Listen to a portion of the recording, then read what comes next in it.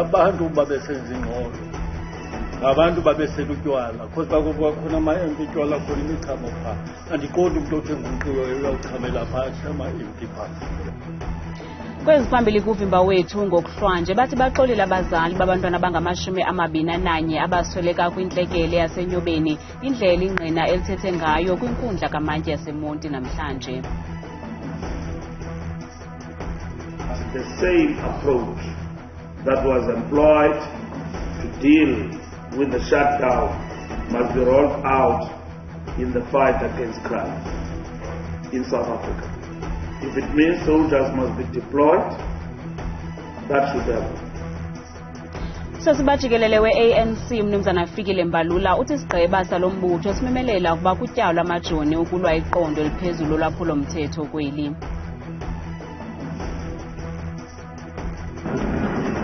Cross from Sivele, it's ping-ponging around. Opportunity, goal! Kwezemidlalo iMamelodi Sundowns ibethe iRichards Bay ngenqaku elinye eqandeni kumdlalo we-PSL ngalemva kwemini. Namhlanje liqalile ityala likamnumzana Ndevu nenkosikazi yakhe kwinkundla kamantyi yasemonti eMpuma Koloni. Esisibini sijongene namatyala aphathelene nokutyeshela umthetho olawula ukuthengiswa kotywala kweli nalapho sityholwa ngokuthengisela abantwana abangaphantsi kweminyaka utywala. Kunyaka ophelileyo ngoJuni ngama-21 ulutsha olwaswelekela enyobeni neyindawo yentselo yesisibini.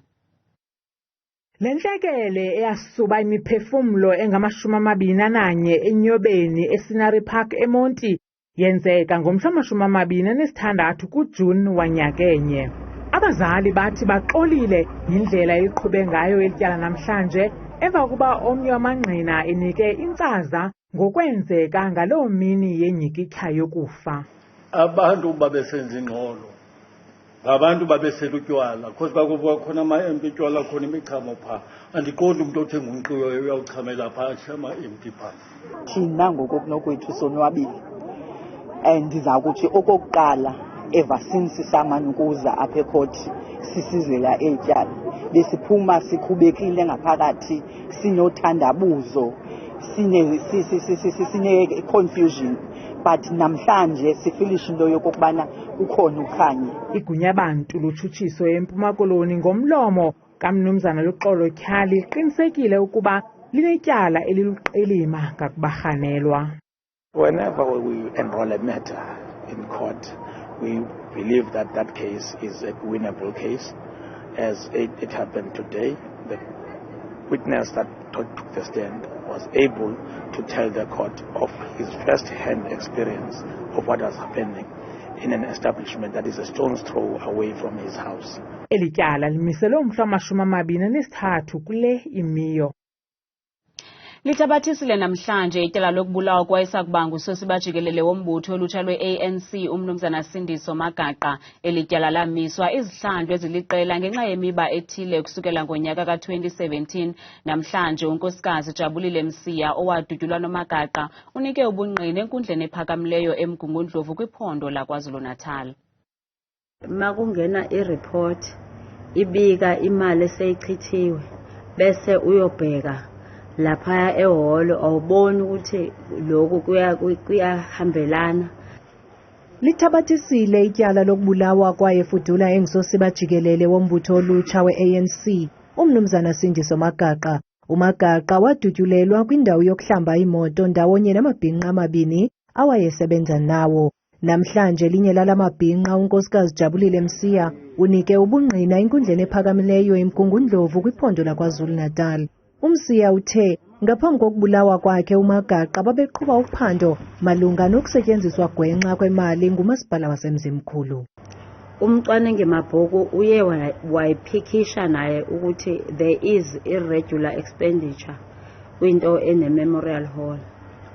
Indlela okwakwenzeka ngayo izinto sasifisa ukuthi angathi kungafika umuntu ongazi lutho ovela ngaphandle azokwenza uphenyo. Ebuza ngobudlelwane bukamnumzana Sindiso Magaqa nomphathi kamasipala umnumzana Zweliphansi Sikhosana uthe babe inyoka nesele. Babungebuhle kakhulu ubudlelwane phakathi kwethu naye.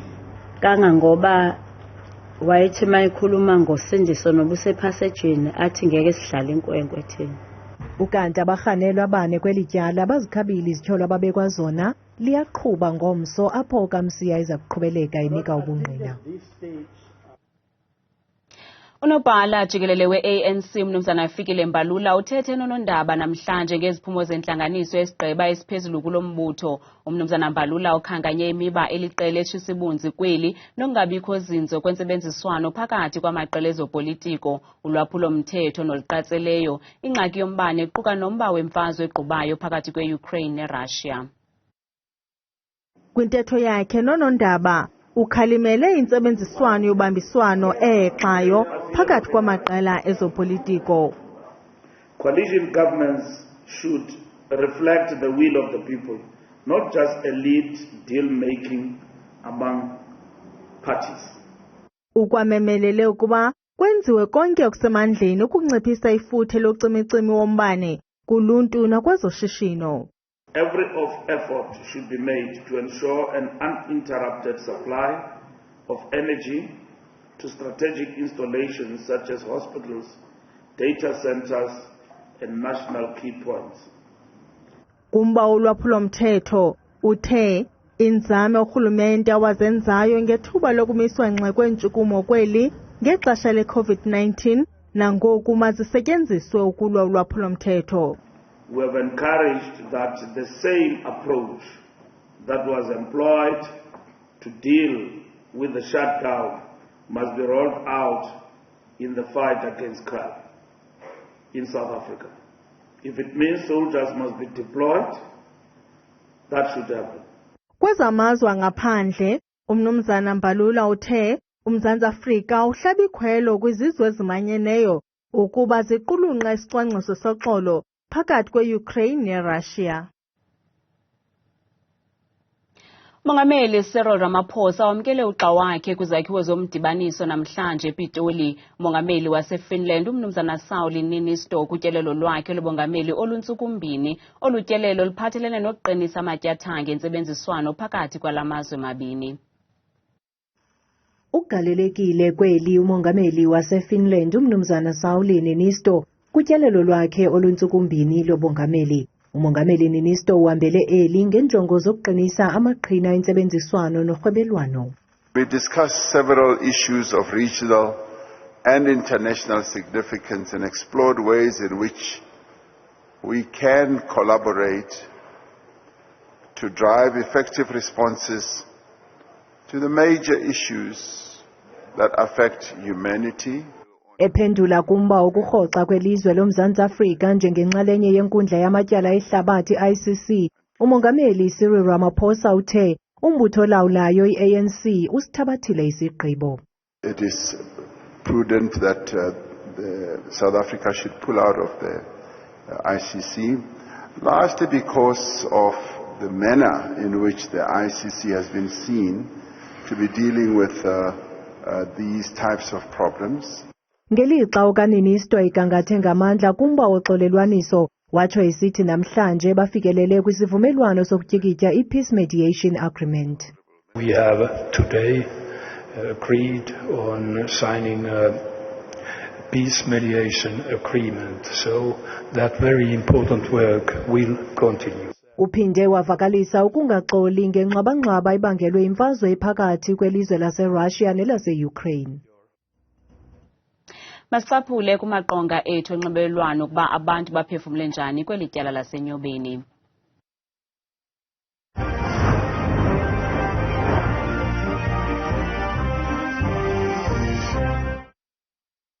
Ingathi bangayithetha bhetere nqabe ngapha kwezikhiya man. Lo mnikazi wethafela akashushiswe ngoba wavumela abantwana abancane abangaphasi kweminyaka ebudala ukuthi bangene lapho kwenzeke zonke lezi zinto. Nami sengihalela ukuthi liququnjelwe elityala nosapho lwakandevu niqinisekile nalo lihalela liququnjelwe lizawuphelela lixala libone into yoba liyagwetywa na okanye ithini into. Into ngoku ikomanki nabathusisi ngabo abathi bagwebe yeke kwizenzo ezikumila kunje. Hayi msasazi mayike ibe nesiphelo nyani lento yasenyobeni. Inene into yayibuhlungu msasazi, yayibuhlungu nyani. KuFacebook Asimanye Dabi uthi yomsasi ndicingela iintsapho zabantwana mna kodwa ke noko mabaqine kobu bungqina buza kuvela apho utshese amalinda.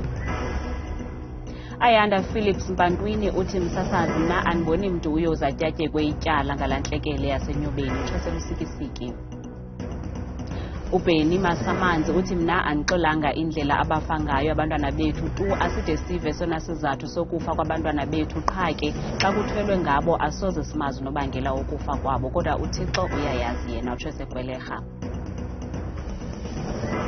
Kanti ungaphefumla kumaqonga ethu onxibelelwano ngokuthi usebenzise le nombolo yeWhatsApp nengu-071 670 2548.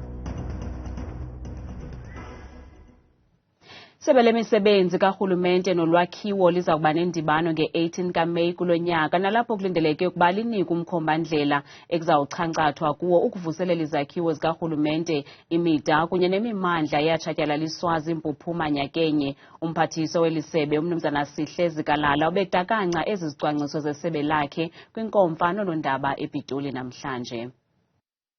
Phakathi kwamaphondo azawuxhamla ukuvuselela iziseko ezingundoqo athiwe thaca ngumphathiswa yimimandla yathwaxwa ziimpuphuma KwaZulu-Natal nyakenye. The latest release of land in KwaZulu-Natal of about 18 land parcel measuring 533 hectares for the purpose of accommodating communities, including those who were displaced by floods in 2022. Umphathiswa uthe ayixolisi kwaphela imeko yemidayeli nelikhonkco phakathi koMzantsi Afrika nenxalenye yamazwe ase-Afrika watsho isithi nayo izawuxhamla kweli phulo. That the issue of the state of our land ports of entry, the level of infrastructure, rendering of borders of support to our borders is of course considered to be porous. Ngomlomo kamphathiswa isebe lakhe lizawudakanca impumelelo yeli phulo kwangeli xesha kunyaka ozayo. Umphathiswa wombane kweli uGqirha Josiense Ramokgopa uthi eli loMzantsi Afrika lidinga uncedo lweengcaphephe zezamandla ukulwa ingxaki yezamandla kweli. Ebethetha kumboniso weemveliso zezamandla eRhawutini namhlanje ukwathethe ngefuthe lalo cimi-cimi wombane kumashishini. Le nkqubo inika amashishini asebenza ngombane ithuba lokubonakalisa imisebenzi yawo namaqhinga okuncedisana nocimi-cimi kweli loMzantsi Afrika. We intend to address the challenge of load shedding. I think this is the single most preeminent challenge that is facing the country, is undermining the growth prospects of our country. Umnumzana uRamokgopa uthi uyalazi ifuthe elibi kwezoshishino elibangelwa kukucuthwa kombane ingakumbi amashishini asakhasayo. Uhambise wathi icekwa lilele kwiingcaphephe zezamandla kuba zize nesisombululo kule ngxaki. I think it is a great call that the minister has mentioned that we need to create some other alternative means of energy consumption and generation. Ukanti inkqubo buchopho zibonakalise indlela ezintsha zokwenza izinto. This is our new launched EV charger, which is the charger for the electrical cars, and you can set it in your house or in some also the public place. Abahambele le nkqubo bathi bafunde lukhulu ngesolar energy kwaye enye yendlela yokuncedisana nalo cimi-cimi kukuthenga ezi solar. Very informative, very challenging. About the solar, since we're having the challenge with load shedding, and more especially, I'm from the township. Le nkqubo iza kuqosheliswa ngomso. Kwiindaba zethu kuChannel 163 oziphathelwa Newsroom Africa, Dinguzola Sholwana, eSandton.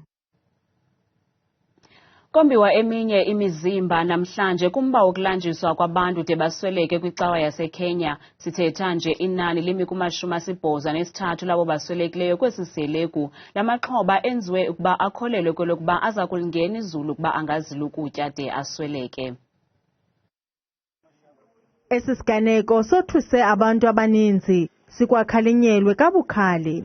We have many other people we are following up, we are interested in, whom we believe are involved in similar issues.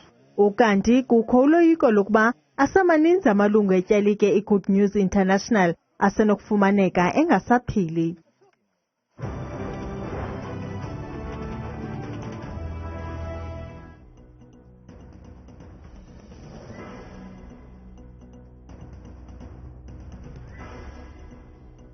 Make sijonge kuba imalike zethu ziqhube njani namhlanje.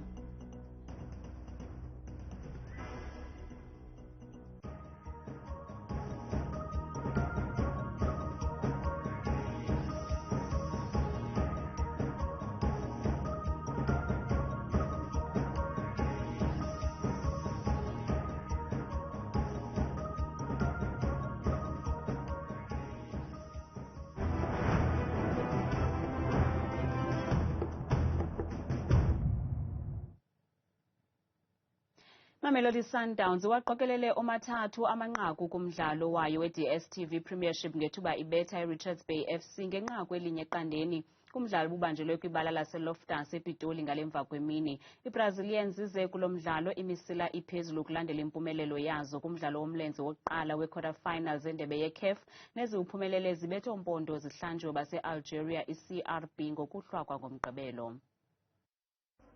Iphinde yagwetywa kwakhona indlala kwiMamelodi Sundowns kwimidlalo ye-DStv Premiership ngethuba ibetha iRichards Bay FC ngenqaku elinye eqandeni ngalemva kwemini. iBrazilians zenze inguqu eziliqela kulo mdlalo. Omabini la maqela ebekhangeleka ingangxamanga ebutsheni balo mdlalo. Kodwa emva kwemizuzu engama-20 uqalile lo mdlalo, abafana besitayile baliphakamisile izinga lomdlalo. Oko ke kuthe kwazala amathokazi kuba ngomzuzu wama-25 uTebogo Mokoena ude wavuzwa ngenqaku lamasandawana ekhaba imbumbulu yebhola. iSundowns ibe nelishwa emva koko kuba abadlali bayo ababini uCassius Mayilula noNazir bathe bakhutshwa ngenxa yomonzakalo. Kwisiqingatha sesibini salo mdlalo iindwendwe zibuye ngamandla. uSanele Barnes wachaselwa lithamsanqa kwimizuzu nje emihlanu emva kwekhefu. iRichards Bay ibe into ibila emva koko kodwa watyatyuma uSesame akavula. Uthe waphela umdlalo ngelo nqaku linye eqandeni. iBrazilians zigxeleshe ukwaphula irekhodi lazo lepoints eziyi-71 nezalenza ngesizini ka-2015-2016. Thabile Makhaphela selengxangile nemozulu.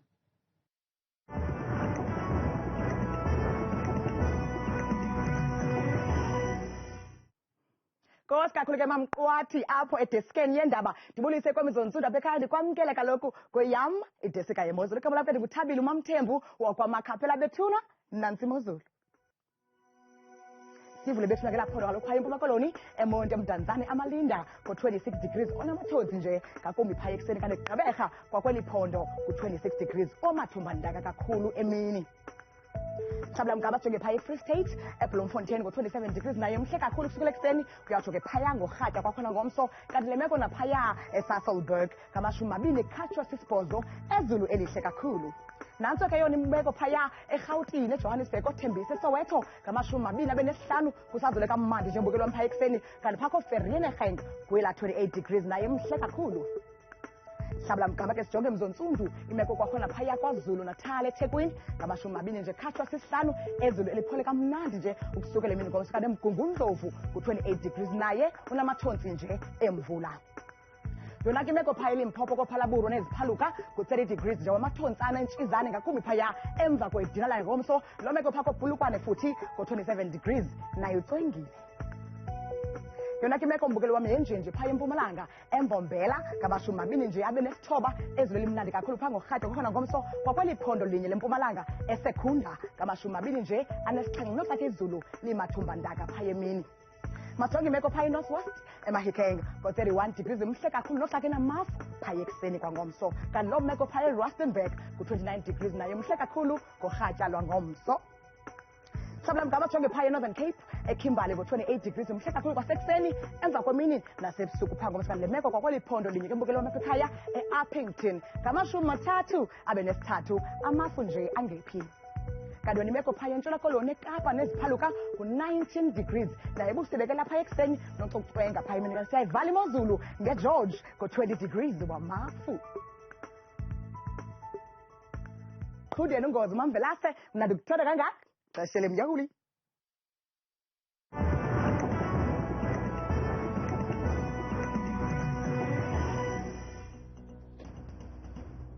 Kusenjalo ungaphinde ubukele ezindaba ku-YouTube @indaba zethu 163 ngomso xa bethu bayabuya nezindaba zethu ngolwimi lwesiZulu kamnandi mawethu.